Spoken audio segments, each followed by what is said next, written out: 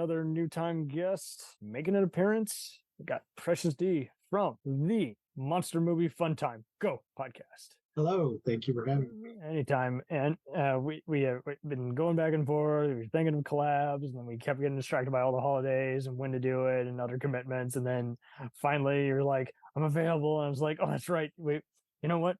You did mention Godzilla. Let's hit it. Let's go. Let's go cover our favorite moments from that nonstop franchise. And you know, we've revisited so many different movies and TV and even music on here, but inevitably you want to revisit the stuff you really like. And so it's one of the many other movie TV franchises where I was like, hey, instead of just going through it again or dissecting just one particular scoop, how about we just, you know, like many of these, let's talk about our favorite villains. Let's talk about our favorite battle scenes. And at this point, in this case, you know, there's too many to list. Let's talk about the highlights, our favorite moments, just shots that you could just memorize for days and just show people. And that stand. Well, I mean, there's stick with so many that have been turned into. Yeah, there's several that have been turned into gifts now. So many of those Cajun movies, yeah. Like the dance and the tail slide and things like that. Well, on our show, we are going through the history of kaiju. My original thought was to, do the Godzilla series, and I thought, well, that won't be enough. Yeah. End the show quick. There's 20 plus movies, just like James Bond. You'll scoop through those within a year. Yeah. So we decided to do the whole history of, the things, not to start with Godzilla, but the things that led up to them. You've done Gargantuans, Gamera. You've done all sorts of films on there. Yeah. So I've seen my co-host Honeybee, who may or may not be joining us in a bit. No, it's fine. She had her brother had some car trouble. She had to go. I've seen them all. She has not. So most of these she's seen for the first time. More, taking her time going through it. Yeah, she has seen the legendary ones already because those that's cool. New movies. Yeah. So we're up to 96. We just finished the Heisei. Recently. In case your listeners aren't familiar, the Godzilla movies tend to be broken up into different eras. Yes. And in fact, let's talk about that before we go in here. So Godzilla eras, So they're similar to the eras correspond to who was emperor at the time.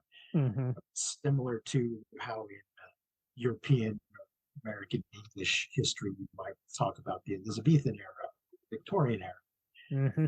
That kind of idea in Japan, but based on whoever was emperor. And it's a little confusing because they don't mention it in the movies, but for fans, it's like secondary. We're following it in the box sets and everything. So, right. The Showa era is from Showa era is the first batch of 75. He's more suspenseful. He's more of a gray to green. Definitely in the first movie, of course, is a very serious movie, and then. And the second one is still pretty serious. Oh, yeah. Then when we get the King Kong versus Godzilla, things start getting a little goofier and they get aggressive. Yeah. Who's the big bad who beat up? Throughout the Showa era. Mm-hmm. And then the Heisei era begins in 1980. He's a darker green and somewhat more gray and blue at times even. Then Millennium era, that's after they did the Zilla in the States in 98 in America, but he comes back to Japan. They ignore that canon. He's way more dense and detailed and gray and dark. Yeah. Scaled. After the American version, they decided, okay, we need to do this again ourselves. And let's kill the Zilla character in the last 04 one. And now we got the Rhea era with this 2016 live action one, which is also a throwback to the 50s. Yeah. So what they call the Millennium Era, I think technically, culturally, is still Heisei Era, but the films themselves are clearly part of a different batch of films. Because it's That starts with after the Godzilla 2000s. So, yeah. Yeah, and each of those, most of those are, they're constantly rebooting. Yeah. Now it's a Which we Netflix see a bunch of lot these animators. days Yeah. in movies.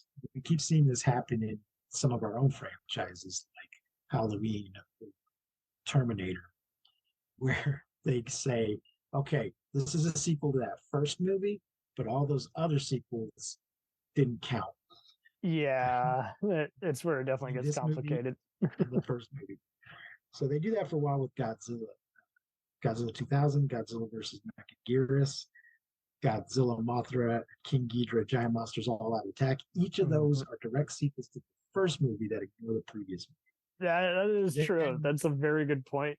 That yeah, so many people think, hey, it's like James Bond and comes after him. Like, well, depends, because there's some stuff they yeah, acknowledge and other stuff they're vague and don't really acknowledge. So. yeah. Then there's a Godzilla against Mechagodzilla, and then we have an exception. Godzilla Tokyo SOS is a direct sequel to that.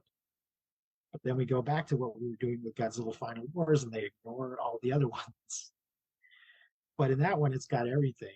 Every monster that has appeared just about is in that, including the creature now known as Zilla, the American Godzilla, makes an appearance. It was also purposely made to look shitty.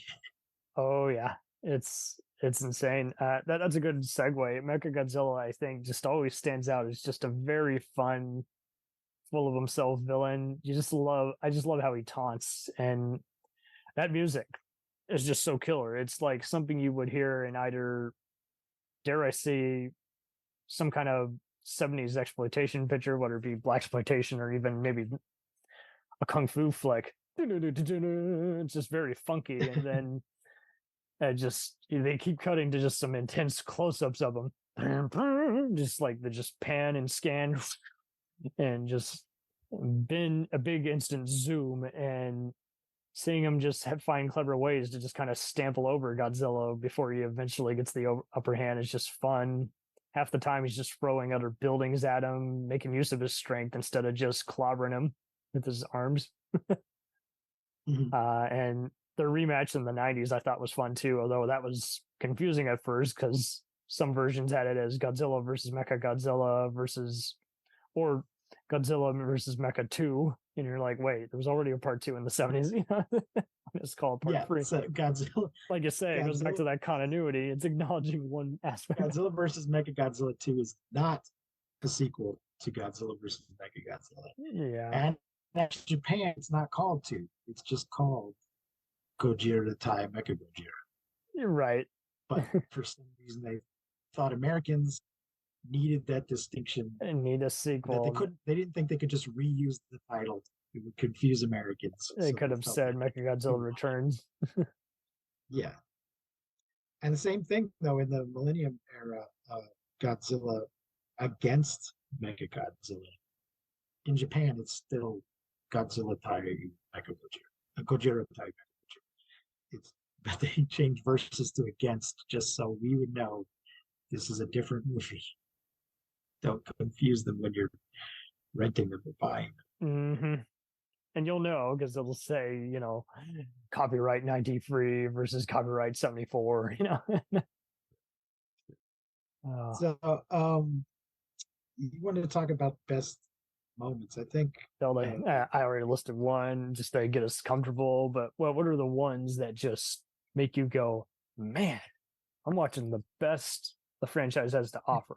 Like whether it's a fight scene, whether it's an intense moment, whether it's suspense build up, or even just a cool establishing shot, or a exposition by a scientist, I mean, the original movie is, I mean, it's amazing. Yeah, if you haven't still holds up. See it. Mm-hmm. It's really good, and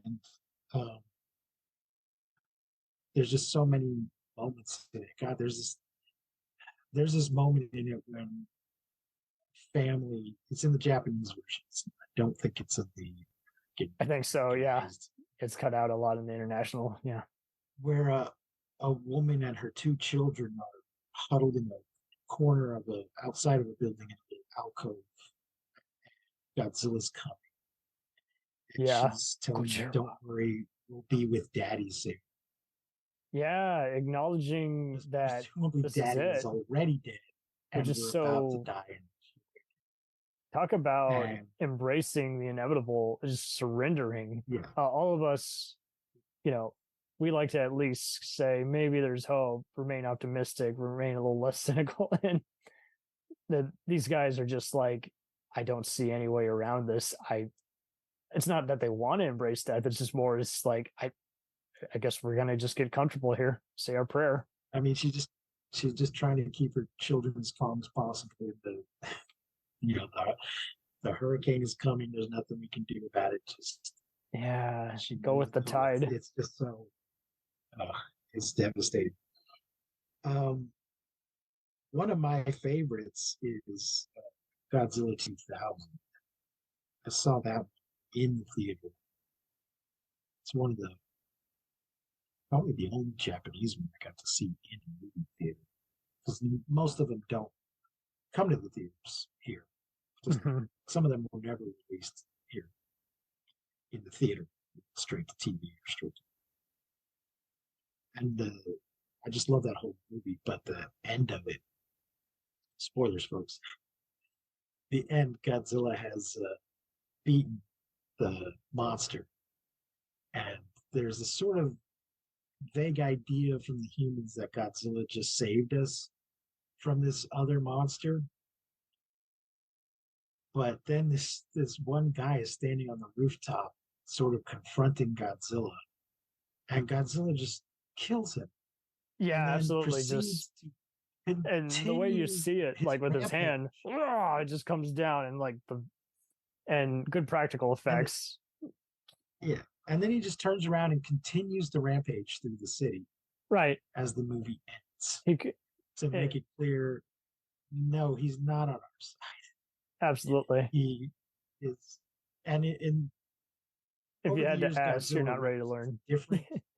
Yeah, Godzilla kind of represents different things at different times, and Hmm. in This that one, he's a film and in a tornado. lot of era, he's kind of he's a force of nature I don't think he gets off on in any that violence, but he period. definitely in this one just feels like everybody has wronged him.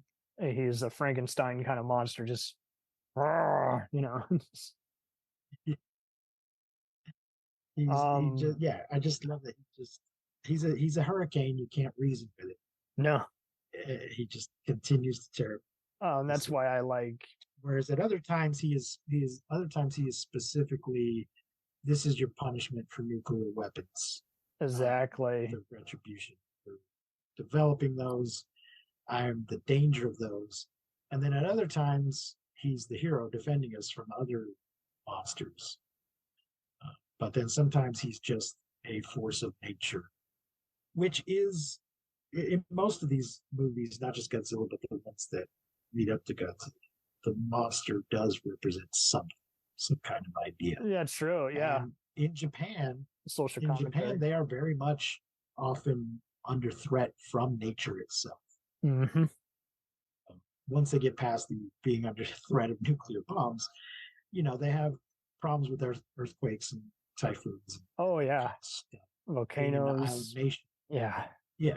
So that is a very real uh, threat that's just always there for them. So I Hmm. think in the times when he's a force of nature, it's a reflection of that fear. Very much so. Sometimes fear of Uh, getting nuked again. yeah. Oh, and that's exactly it. Like, this is the terrors of nuclear bombardment if it were to just continue on and on and on and Yeah. no end in sight.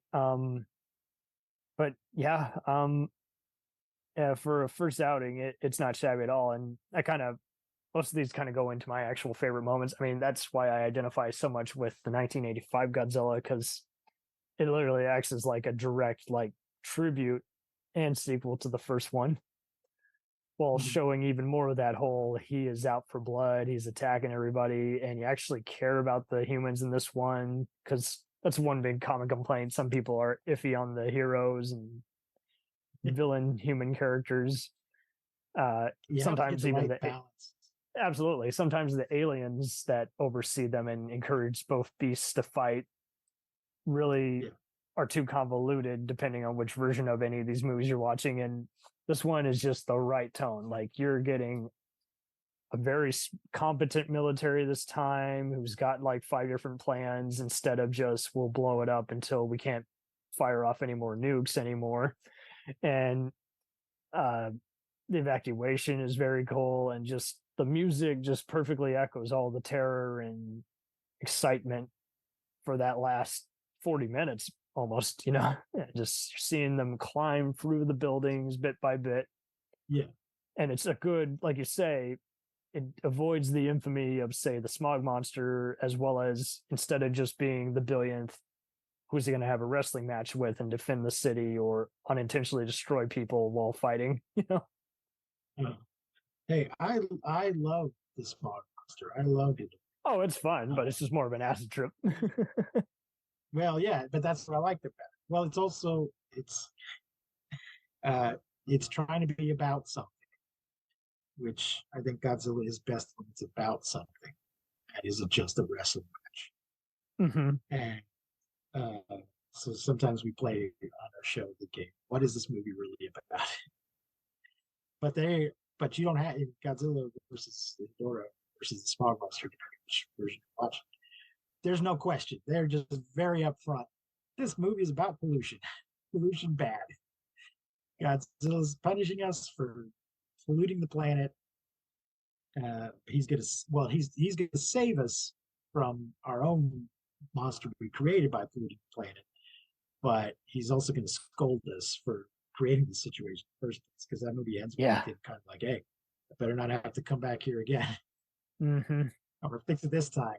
But watch yourselves. What's the problem now? So that one was one of our favorites. So we just loved it because it just does so many. Because it's about something, but also it tries different things. Because we were kind of getting in a bit of a rut at this point. It was. But I was just glad that they repetitive and also just full of nonsense. Mm-hmm. And this one's got its own. Well, I don't want to say nonsense. It's got crazy stuff, but it is all in service of the theme, which is bad.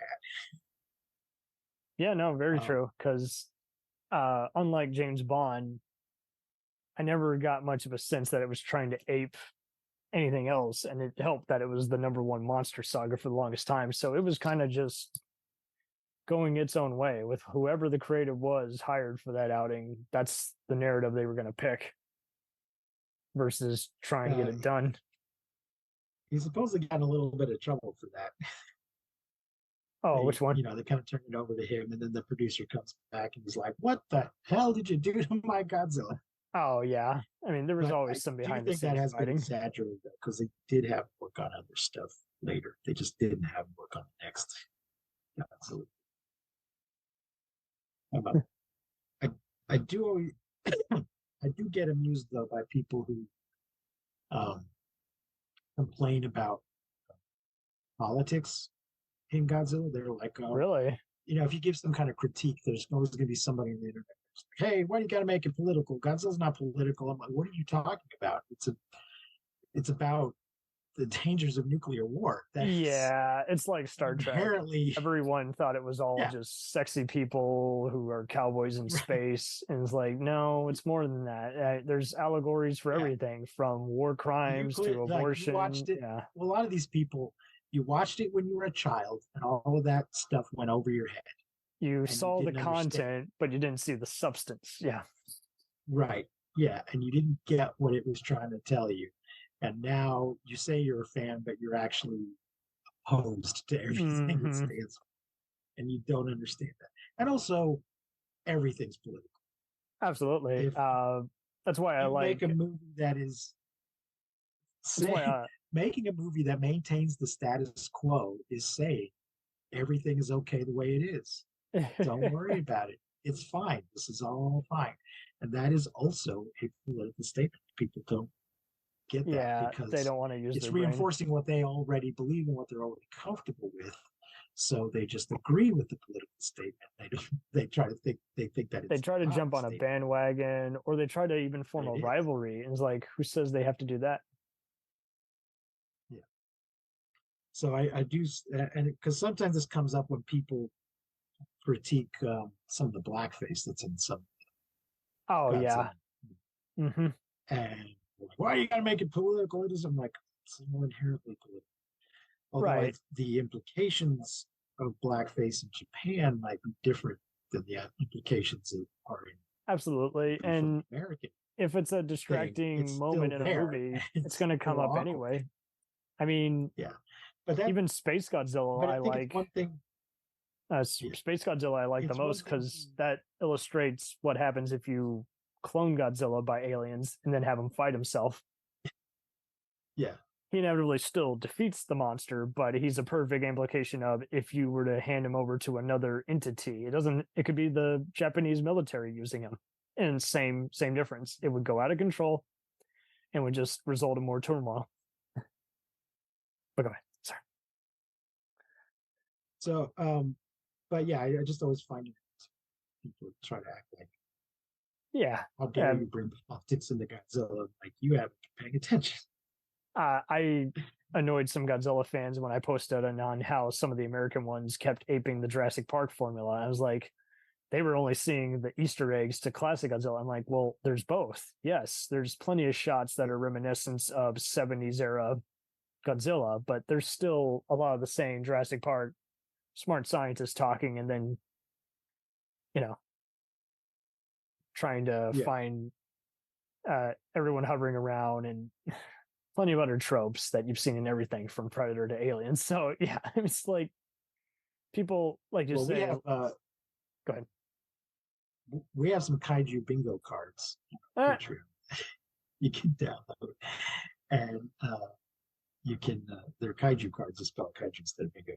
But there are certain tropes in not just Godzilla, but in all of these movies that you can check off on your bingo card. Things like doing some map work, evacuation, lady scientist. Oh, there you go. Things like that. In the most recent one we watched, though, we finally got to the era where she's just a scientist instead of a lady scientist. Because there is a period, if it's a lady scientist, they sort of make a thing about, what? You're a doctor? A woman doctor?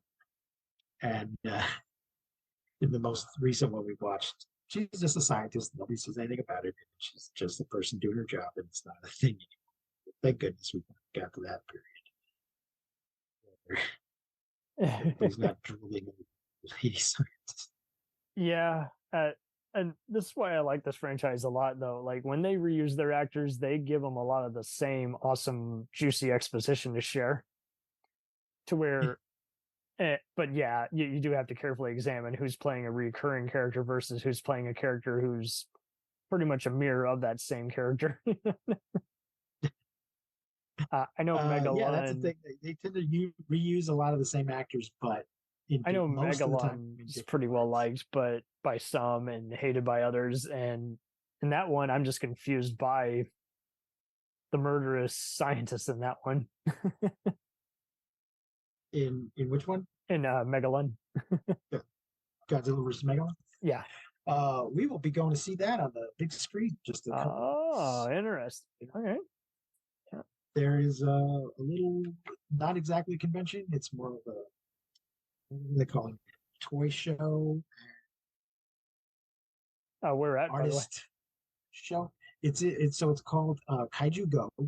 Kaiju Go. And you can look it up on kaijugo.com.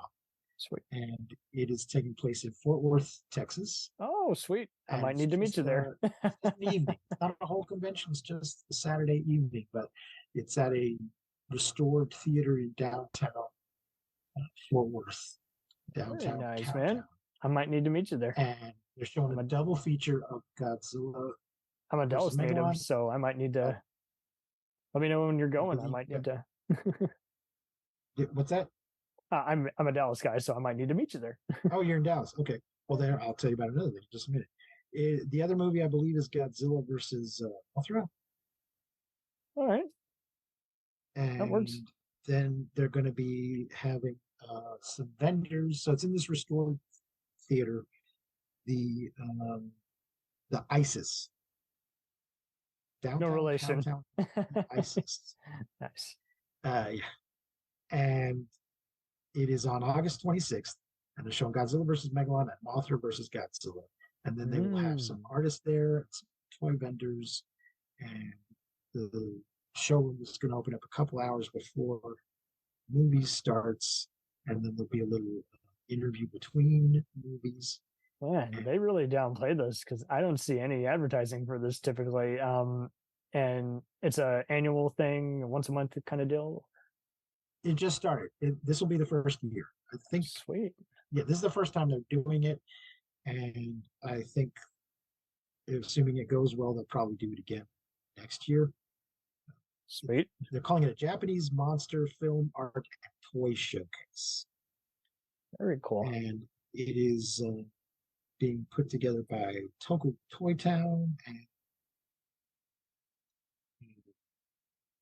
Chasbro Toys and YHS on Monster Island, which is a podcast that talks about these kind of movies, but also talks about toys and collectibles and stuff. So we've interviewed those guys on our show, and we met them recently at G-Fest. We'll see them again in a few weeks in Fort Worth. And then in November in Dallas, there's a new thing called the DAM Con, which I believe DAM stands for Destroy All Monsters.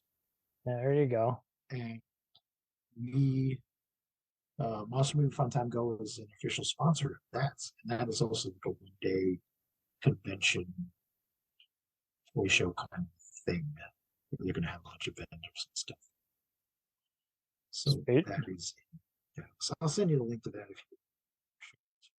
That is BAMF. That is sweet. Yeah. So yeah, you should come out to both of those things. Definitely. And if not, well, we'll still at least go to just one of those things eventually. Yeah.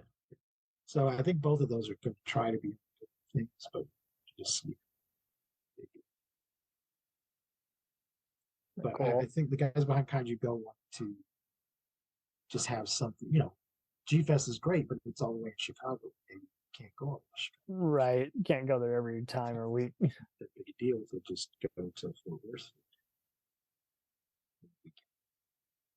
Sweet. And how long have you been going to various events? Like, it seemed like the craze kind of would keep dying and up and down. There was a great Godzilla video game around 2004. I want to say Save the Earth. That was the fun one, and that had an epic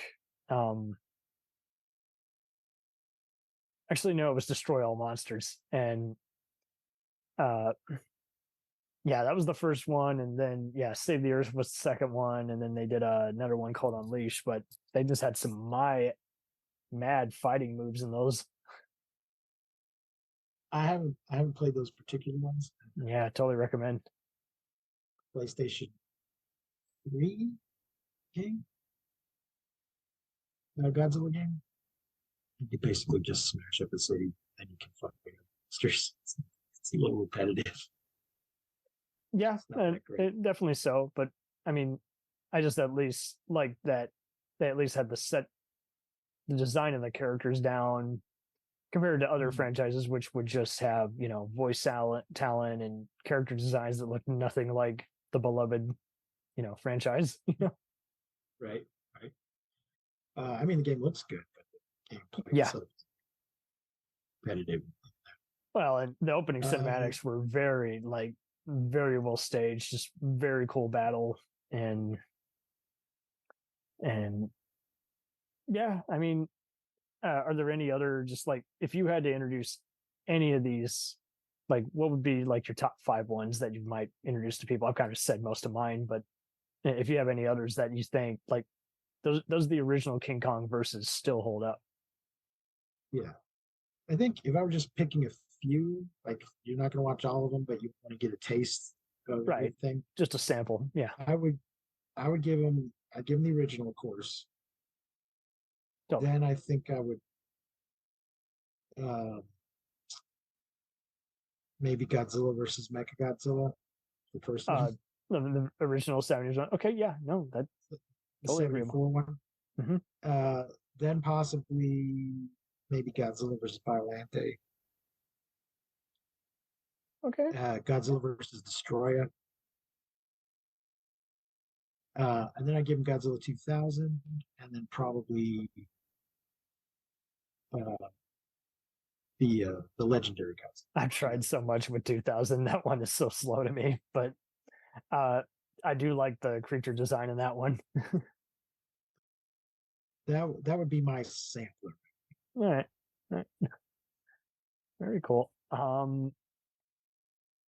Is there any? Do you feel like Mothra is very well? Uh, do you think she's better used in the initial movies in the 60s and 70s, or is she better used in the 90s? You think? Well, we haven't. We're about to get to her 90s movies, on our show. So I'll have it because I've owned them for years, but I haven't actually watched them. But Mothra is my co-host's favorite kaiju. She just loves Mothra in both of her forms, her longest form, moth form.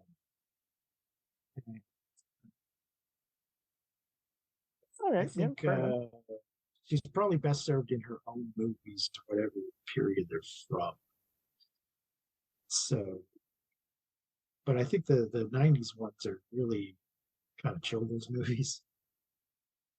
From what I I've read of mean, them. I kind of don't see much difference in the tone other than the 85 one being grim. But yeah, I guess you could say there's a Star Wars type or James Bond mentality where it's very basic story. By the 2000s, though, it's definitely very reduced to kind of being kind of an anime, only live action. So, yeah, I'll have a better idea when we watch those because we've got. I mean, they're fun and all, but you're not going to remember half of what goes on. I mean, I know the one in the 2000s was kind of remembered because Godzilla literally hits a guy, monster in its junk. Just keep it PG here, and it that's as R-rated as Godzilla kind of gets. Yeah, yeah. But the thing is, there's so much. This is a really great time, I think, to be a kaiju fan because there's so much coming out. They're now available on Blu-ray and DVD, Mill Creek They're packs. they're easy to watch. Pluto just made a Godzilla channel, Sweet. and almost all of them are also on demand there on their service, Pluto.tv, I believe is Good. the website. But they're also on, some of them are on HBO, some of them are on Tubi. That's what I noticed too. Some of them come on Turner Classic Movies. Yeah, yeah. Also. So watching the old ones is easier than it's ever been. But there's also so much new content coming out. There's a new movie from Japan coming out next year. There's a Interesting. Apple TV show coming out soon. There's the Skull Island cartoon just came out. I haven't seen that. Wow. Godzilla. What do you call it? Singular Point on Netflix. Godzilla anime on Netflix. A series of Godzilla anime movies Netflix that people have mixed feelings about them, but they're there. There's a new Godzilla versus Kong movie coming out next year. So we're gonna have two Godzilla movies next year. Oh, they're doing another revisit of that. Yeah, Godzilla X Kong: The New Empire. And then from the competition, you got a Gamera animated series coming out. Interesting. Wow. Soon. Okay. So lots to keep up with. Yeah, and of course, if you're into the more tokusatsu stuff, there's constantly new Ultraman and new Kamen Riders coming out, and a lot of that is on YouTube now. Ultraman puts out Ultraman. episodes for free on YouTube now, not pirated ones, official ones. Yeah. There's channels on Pluto and Tubi. There's channels that show that kind of stuff all the time now. And there's these little mini conventions popping up all over the place where you can go. There's of course the big G Fest every year, but there's these little ones that I just mentioned. There's other ones popping up in other places. There's, I think All Monsters Attack is an ongoing convention. I think so. Yeah. I haven't been to that. So Wow. hope to check it out. Do you feel like there will ever be a Gamera crossover, or do you feel like the can't both fan bases kind of want to keep those separate? Sorry. Well, no, I think everybody wants to see it. We were just talking about that today. We were recording one of our episodes earlier. Gamera is noticing really that the Gamera movie we were talking about was produced by Daiei, but it was distributed by Toho. Yeah. And that's especially in the 90s. It wasn't the first one. So I don't know why they were working together to do that, but they can't splitting the bill. I thought they up. had to settle a lawsuit because they viewed it as a ripoff. That could be wrong. I mean, which is dumb because everything. They're on shaky ground there, though, because they could be accused of ripping off all the things that they were inspired by. So yeah, I don't get it. I wouldn't. Yeah, I would go that direction if I were them.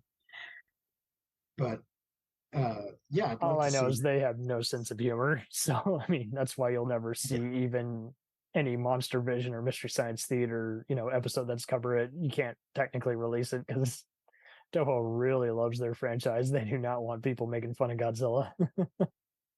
Yeah, I think you might be more likely actually to see it in a comic book before you saw it on the screen. Yeah, that makes better sense. Because I've seen over the years so many team ups in comic books that you would never see on film. Yeah, it's practically impossible. With the exception of Alien versus Predator, because that was a comic book first, and then they actually turned it into a couple of movies. But unfortunately, didn't just do an adaptation of a comic book. It would have been much better if they had just done that.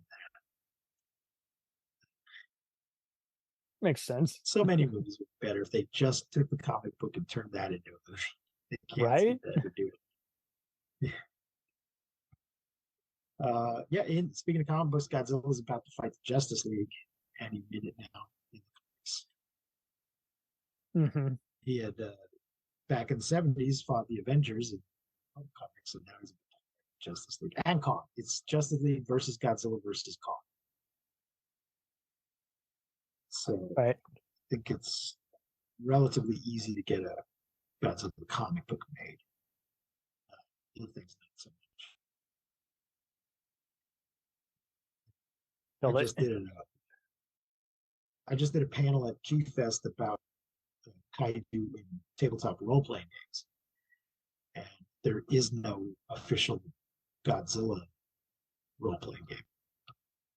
But there is a game that they got the license to do Kong Skull Island, but they couldn't get the Godzilla license along with that.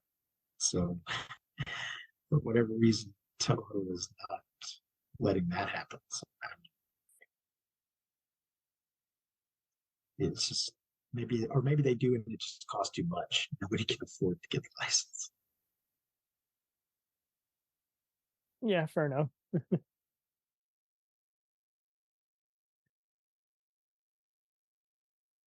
So, do you have a particular favorite Godzilla movie?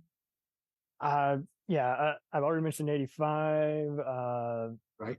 Space Godzilla, and obviously the original, like you just say, it's just so dense and freaky. But yeah, if you just want a fun time, definitely see one of any of the Mecha Godzilla crossovers, King Ghidorah movies, and definitely the King Kong one. Hell, even see some of the other Keiju King Kong knockoffs where he fights robotic Kong. It's just there's a lot to admire. Yeah. No, I love Mechanicon. I love Mechagodzilla, just like the design, Right. regardless of whether the movie itself makes any sense. They're just Hmm. they're pretty to look at. I didn't love the design for the American one in Godzilla versus Kong. There's Mecha Godzilla. Thought it was kind of ugly. Didn't care. But the classic ones are. Yeah, Well, we got and to G Fest. go ahead. At G Fest, we got to meet the star of Godzilla against Mechagodzilla, Godzilla Tokyo SOS, Hmm. Yumiko Shaku, who plays the mecha pilot. Oh, She was. they were She there. has a Nice. yeah. There's a new movie called Ike Boys, relatively new, it's from a couple of years ago. And she was there with the director of that movie, and they showed it. She was there, big Mechagodzilla replica behind her. You get your picture taken with her in front of this big, I don't know, 8, 9 foot tall Godzilla. It's great.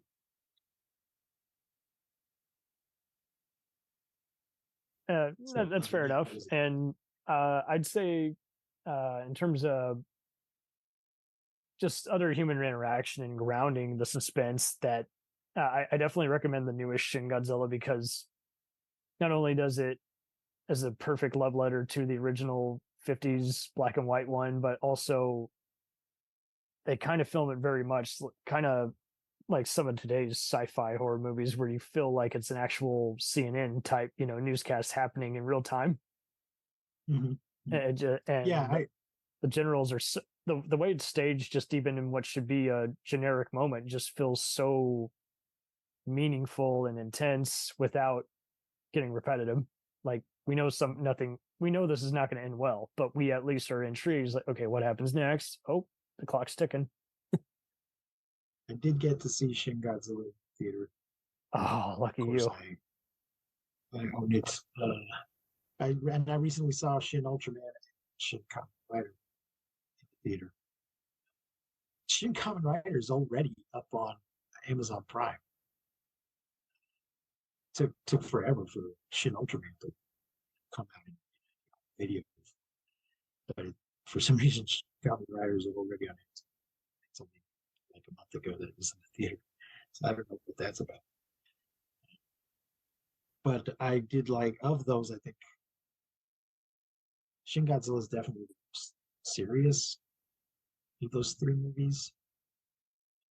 I'm not sure I quite liked it, because partly because it might have done its job a little too well. I found it very creepy and unsettling and disturbing, which is what they were trying to do. So I think the movie succeeded, but was also maybe not a lot of fun because of that. Because it wasn't trying to be fun; it was trying to be unsettling. Just like the original movie, it's not supposed to be a happy good time movie. It's a horror film, Hmm. and Shin Godzilla is very much that, but a little more about nuclear disaster than weapons. So it seemed highly influenced by the power plant disaster they had a few years before. That was part of I believe it was a tsunami that caused the power plant disaster. So it's kind of those two things Absolutely. combined. And also just, I was very confused because I thought, here, this monster is disgusting. When's Godzilla going to show up to fight this monster? And then it turns out, oh, this is Godzilla. It's Right. just changing shape. It took a little while to realize that's what was going on. Yeah, some of Very good. those where he doesn't show up right away can be confusing. Yeah. Well, that's the thing. He did show up right away. He just didn't look like himself, so I didn't Right. realize It's confusing. that it was him because he was doing Pokemon shit, going through different forms. But yeah, I'm looking Yeah, forward that's to a all good this new point. stuff Well, that's that coming. would be hysterical if Godzilla was a Pokemon.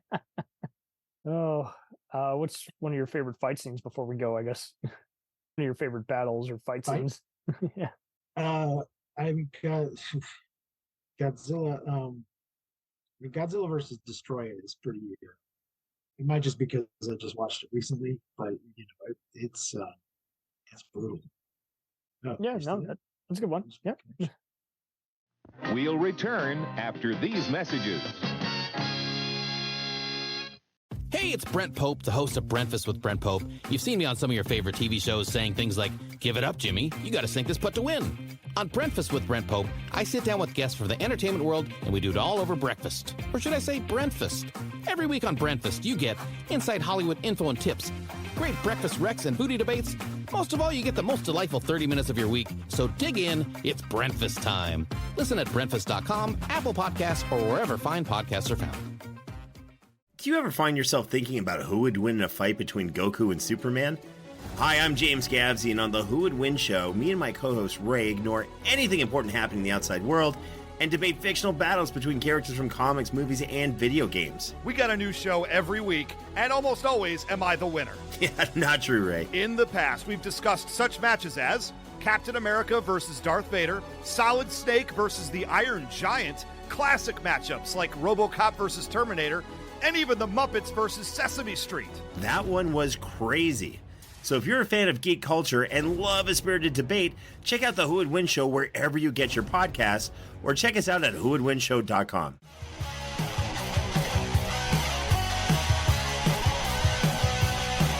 Follow us on the web on Facebook, Twitter, and Instagram. The podcast is available on Podbean, Spotify, iHeartRadio, Anchor, Apple, and anywhere else podcasts are available. Feel free to review our show and leave comments on any of those sites. Thanks a million for listening. It's a jacked up